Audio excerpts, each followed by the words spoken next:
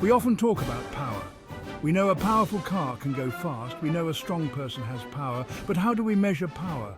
Long ago, people used horses for work, so it made sense to compare power to horses. But how much power one horse? That's where horsepower comes in. It's a unit of measurement. It tells us how much work can be done in a specific time. Imagine a horse lifting coal. Horsepower helps us understand how much coal the horse can lift and how high the horse can lift it, all in a set time frame. It's a simple idea that became very important. Horsepower helps us compare. We can compare a horse to an engine. Which one is more powerful? Horsepower gives us the answer. It helps us understand the strength of machines. James Watt didn't invent the horse, but he did invent something important: the steam engine. To sell his engine, Watt needed to explain its power. He needed a comparison people understood. Horses were the answer. People used horses every day. They understood the work a horse could do. So Watt decided to compare his engine to horses. Watt observed horses turning mill wheels. He estimated how much work a horse could do in a minute. He figured a horse could lift 33,000 pounds of weight 1 foot high in 1 minute. That became 1 horsepower. Watt's estimate wasn't perfect, but it gave people a reference point. They could understand the power of his steam engine. It was a clever marketing tactic that made history. One problem with horsepower is that not all horses are the same. A big, strong horse has more power than a smaller horse. This means the actual power of a horsepower can vary.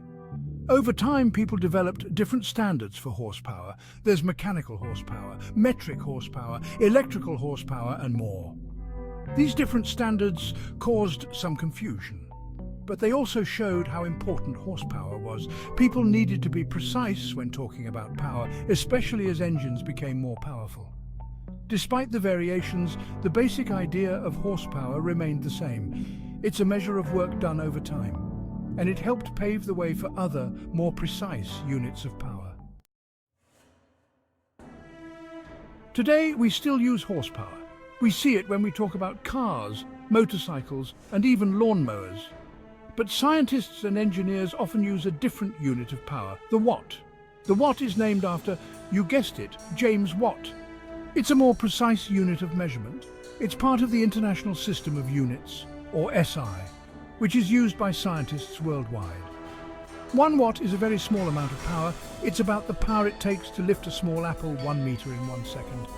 That's why we often talk about kilowatts, which are 1,000 watts, or megawatts, which are 1 million watts.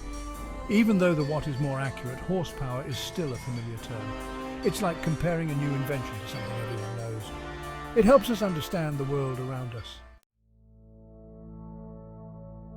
Horsepower might seem a bit old-fashioned. We don't use horses for work as much anymore. But the term horsepower is still with us, and it reminds us of an important time in history. Horsepower reminds us of the Industrial Revolution. It reminds us of the invention of the steam engine. And it reminds us of how our understanding of power has evolved. Next time you see the word horsepower, think about its history. Think about James Watt and his amazing steam engine. And think about how we measure power in a world constantly being reinvented. Horsepower is a link to the past. But it's also a reminder that we are always finding new ways to understand and harness the power around us.